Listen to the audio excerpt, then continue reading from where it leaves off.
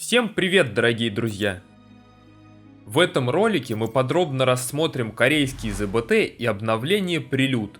Посмотрим на запланированных, но не введенных мобов и РБ. Увидим, как выглядели орки на альфа-тесте. Узнаем, кто изобрел магические соски и почему говорящий остров имеет такое название.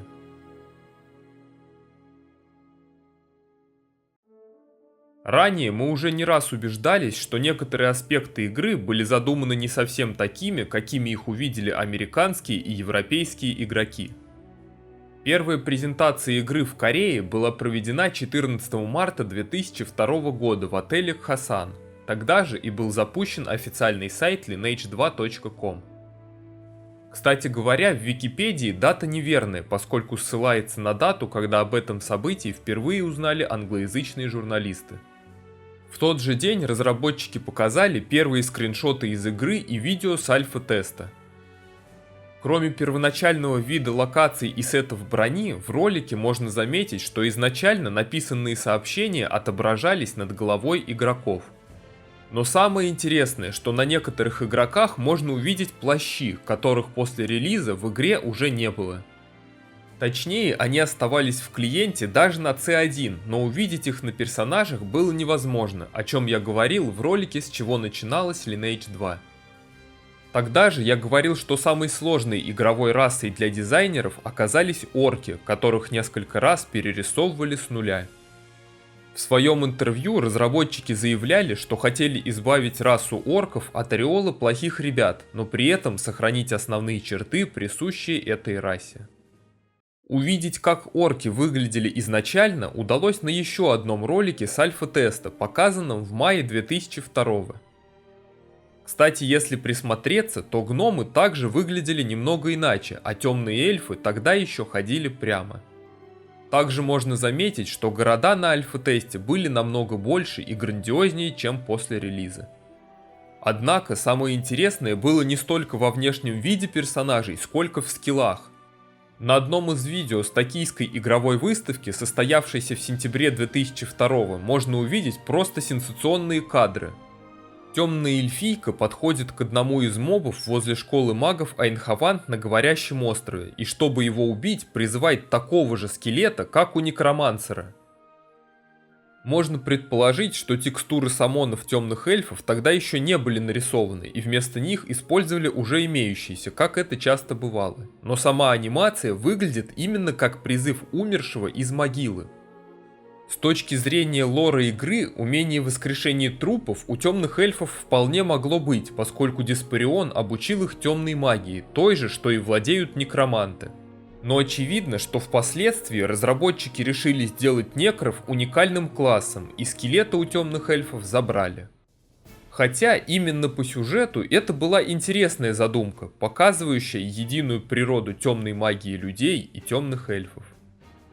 Перед запуском закрытого бета-тестирования разработчики показали масс ПВП на мосту с участием лучников и демонстрацией режима полета стрелы, от которого потом очевидно отказались. Первый из 7 этапов закрытого бета-тестирования начался 30 ноября 2002 года.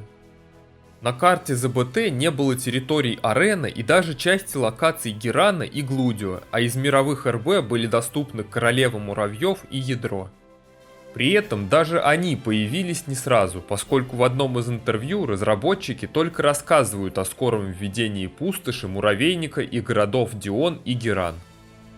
В самых ранних постах участников теста можно заметить путаницу, связанную с тем, что Глудин они называют Глудио, а сам Глудио городом Кент. В ролике про города на основании названий текстур замков и карты из L1, где территории современных Глудина, Глудио и Диона имеют один единственный замок, я выдвигал предположение, что Кент это замок Дион, который по сюжету в будущем как раз должен был разрастись в Кент. Но все оказалось гораздо проще и лаконичнее.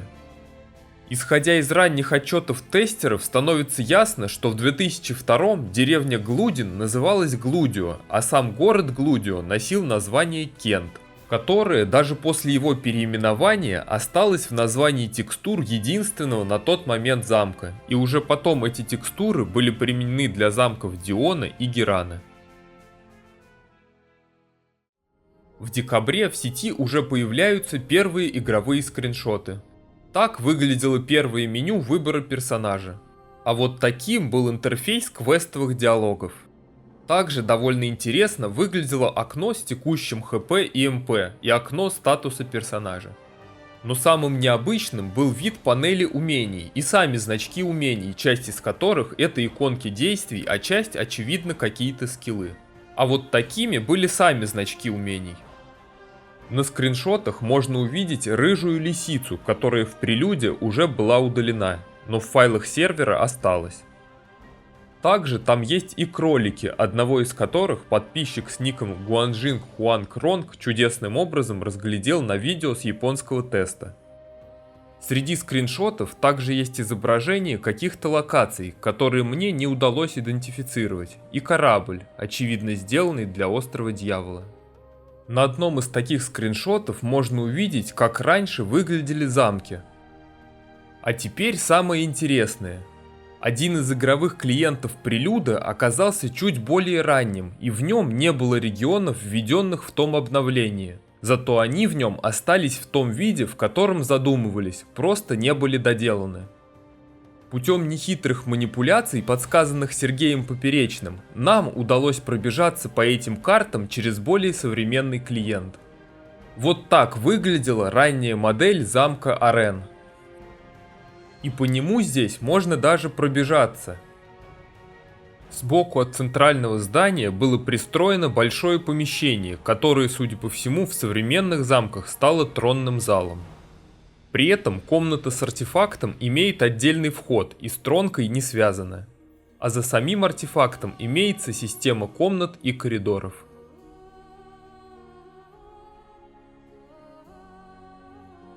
К большому сожалению, эта модель далеко не доделана, и кроме общей концепции тут ничего не понятно. Однако сам факт того, что мы можем это увидеть вживую, вызывает восторг. То же самое можно сказать и про город Арен. Что интересно, в его ранней модели можно было даже взобраться на стены, чтобы осмотреть окрестности.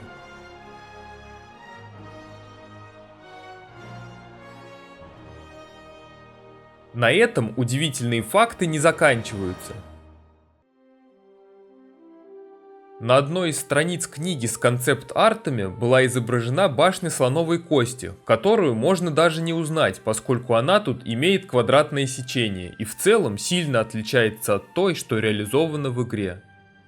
А теперь посмотрите, как выглядела ранняя модель этой башни.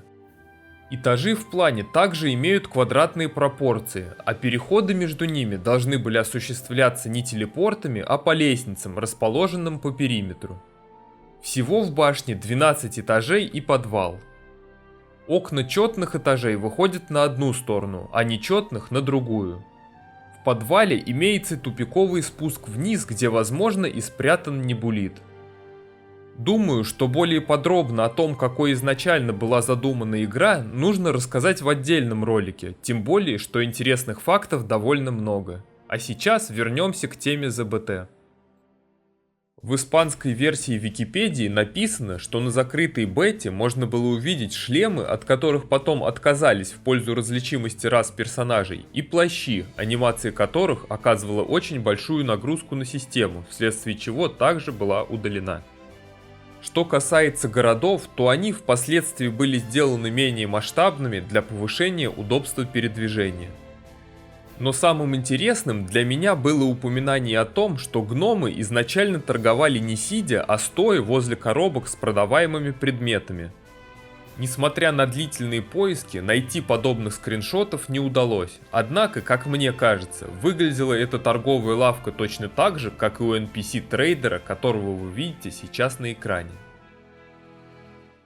19 декабря 2002 года на выставке CamEx NCSoft представила два презентационных ролика закрытого бета-теста, в которых можно было увидеть прокачку персонажей в эльфийской крепости и школе темной магии. Интересно, что в файлах PTS сервера C1, представленных мастером Томой, сохранилось оружие и броня с пометкой CamEx, которые очевидно и были показаны на этой выставке.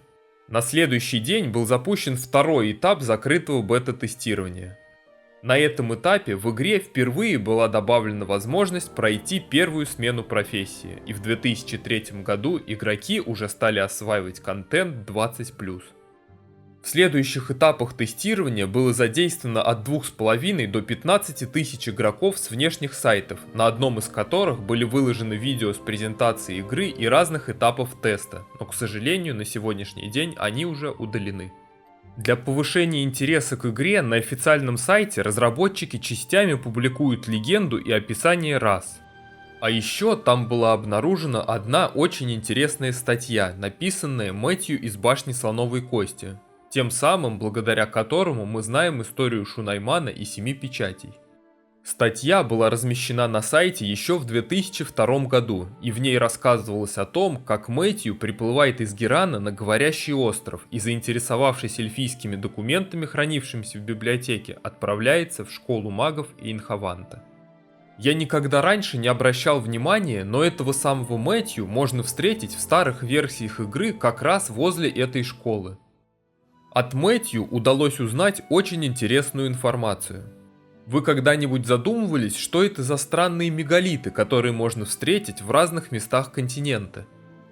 Мэтью говорит, что согласно документам, эти мегалитические постройки были возведены древними эльфами, вера которых имела много шаманских элементов и подразумевала жертвоприношение королям духов. Невероятно, но возможно, что короли духов из L2 Classic, недавно введенные в L2 Essence, были заложены в лоре еще в самых первых хрониках. Пока я искал этого Мэтью, я чуть не перепутал его с другим выдающимся ученым. Один из магов в Башне Слоновой Кости говорит, что его учитель по имени Метеус более 50 лет назад после многочисленных экспериментов создал заряды духа, усиливающие магические заклинания. Таким образом, физические соски были изобретены мастером Сореном, о чем я говорил в ролике про гномов, а магические получены человеческим ученым Метеусом. Интересно, что изначально разработчики планировали, что все эти заряды будут использоваться только в PvP и на рейдах, однако стремительные темпы инфляции быстро сделали их обязательными для всех игроков. Еще более интересную информацию удалось узнать из рассказа Мэтью, выложенного разработчиками на сайте. Задумывались ли вы когда-нибудь, почему Говорящий остров имеет такое название? Ответ на этот вопрос дает сопровождающая Мэтью девушка Фелиция. Когда люди впервые пришли на этот остров вместе с эльфами, они услышали голоса духов, приветствующих эльфов. Тогда люди еще не знали магии и, будучи невежественными, испугались, что остров разговаривает. Эльфы посчитали это очень забавным и с тех пор называли его Говорящим островом. Также на сайте были найдены концепты и описание мобов, которых планировалось добавить в игру. Важной находкой было то, что в списке первых монстров, планируемых в игре, есть очень необычные мобы-грифоны. В описании говорится, что их местом обитания являются горы и горные леса. Изначально я думал, что их так и не добавили в игру, однако в одной из баз отмечены их точки спавна, расположенные на плато Бессмертия, что в принципе как раз подходит под описание. Но самое интересное в том, что они остались в клиенте и их удалось наспавнить. Вот так необычно они выглядят непосредственно в игре. После такой удачи я продолжил поиски других удаленных или вовсе не добавленных мобов и NPC. В этом мне очень помог мастер Тома, который дал список всех NPC PTS сервера C1. В этих файлах было найдено множество горожан невведенных городов и квестовых мобов из недобавленных квестов. Но наибольший интерес представляют невведенные монстры и РБ. К примеру, были найдены мобы-паны 50-го левела, которые охраняли древние леса и пропали после войны светлых и темных эльфов, поскольку страдали от обеих сторон. В игре остались только паны-дриад, ожидающие возвращения Золотого века. Также был обнаружен целый ряд мобов или может быть даже РБ орков, которые очевидно должны были быть расположены на Говорящем острове. Речь о мобах Кракул, Гарук и Тарк с кличками Черный Череп, Тануки, Крушитель Черепов и Бата, Кровавое Копье. Участники бета-теста в 2002 году писали, что тех, кто решил сэкономить Адену и самостоятельно добраться с говорящего острова в Глудио, в море поджидало морское божество королева Ундина, из-за которой до материка добирались единицы. Этого моба также удалось найти в списке NPC. Также в этом же списке были обнаружены даже непрорисованные боссы Безумный Коготь Такутаку и Ракана Змеиное Сердце. В игре даже был найден Минотавр и Тролль. Но самое интересное, что в файлах сервера C1 уже были мобы Орки Кетра с уровнями от 48 до 54, хотя в игре они появились только в обновлении C4. При этом, по словам мастера Томы, в том же обновлении были удалены несколько мини-боссов, и возможно многие из вас, так же как и я, их никогда не видели. Например, оборотень Волколак, обитавший недалеко от обелиска Победы, предводитель воров Варики из Темного леса, волк Белый Клык из Эльфийского леса или кобальт-налетчик Бипук, живший в землях гномов. В рассказе об удаленных РБ нельзя не упомянуть некогда знаменитого, но теперь уже забытого всеми пирата Утанку. Когда в 2012 году проводился ивент, в котором можно было оплакивать пирата на его могиле, я даже не задумывался, что этот РБ реально существовал в игре. В ранних обновлениях капитан пиратов Утанка терроризировал жителей Говорящего острова, но потом он и его команда внезапно исчезли. Как исчезли и РБ Гигантская Гусеница, Гигантский Тигр и Наблюдатель, которые были в игре только во вторых хрониках. Всего в файлах сервера C1 содержится около 150 невведенных или уже удаленных мобов и NPC. Но вернемся в 2003. В мае этого года игра была показана на выставке E3. Менее чем через 2 недели после выставки начинается последний, 7-й этап закрытого тестирования, в котором приняло участие 5000 человек. За все время ЗБТ было создано более 40 тысяч эльфов, 34 тысячи темных эльфов и 39 тысяч человеческих персонажей. Расы орков и гномов были введены только в последней фазе ЗБТ. В одном из роликов разработчики показали постановочные кадры с осады. Замок в них выглядит уже современным, однако возле него можно заметить небольшую деревянную вышку. При этом также можно заметить, что лучники осыпают атакующих огненными стрелами.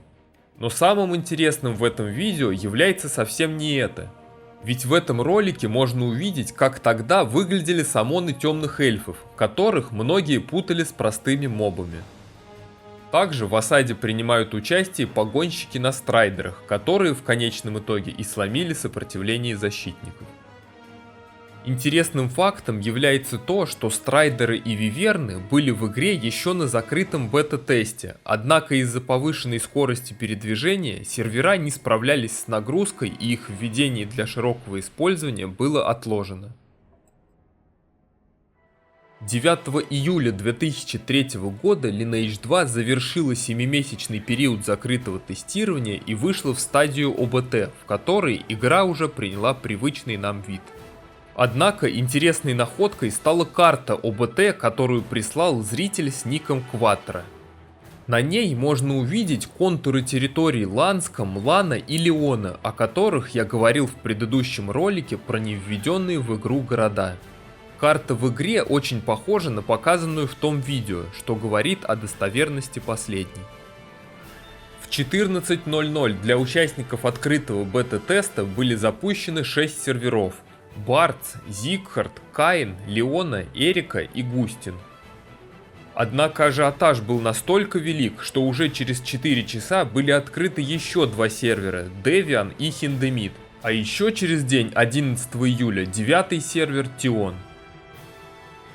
Но и этого было недостаточно, и 14 июля был открыт сервер Франц, а затем 18 июля еще 2 сервера – Луна и Кастиен.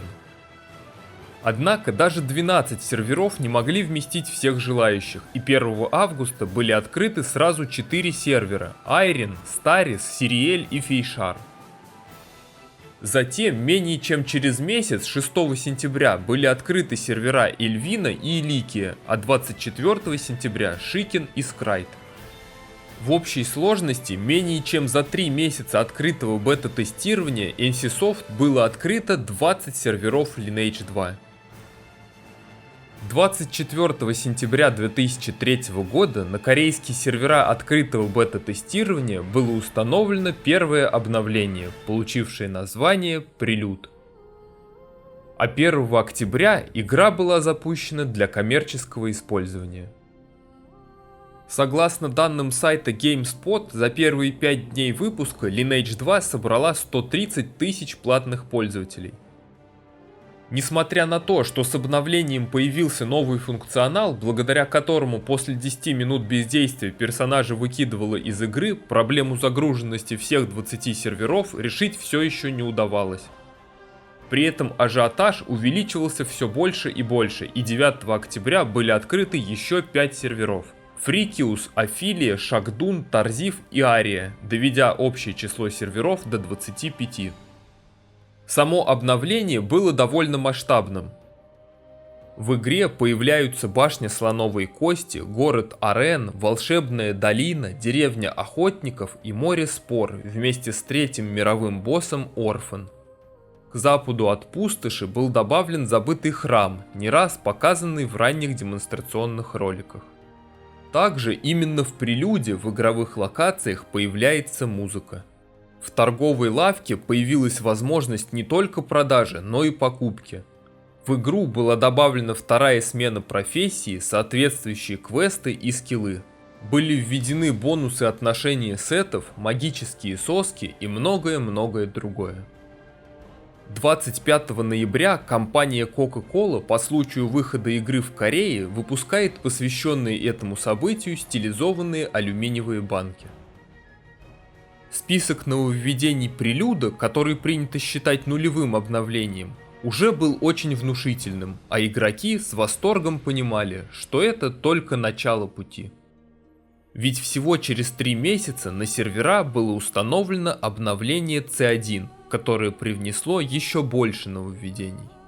Подробнее о хрониках C1, C2 и C3 можно узнать из моих роликов о истории обновлений. Также вы можете помочь каналу через Donation Alert, спонсорство на YouTube и Boosty. Если вам понравилось это видео, не забудьте поставить лайк и подписаться на канал. Благодарю всех, кто поддерживает канал лайками, комментариями и донатами. Это является большой мотивацией продолжать делать видео. Всем спасибо за просмотр и до встречи в следующем ролике.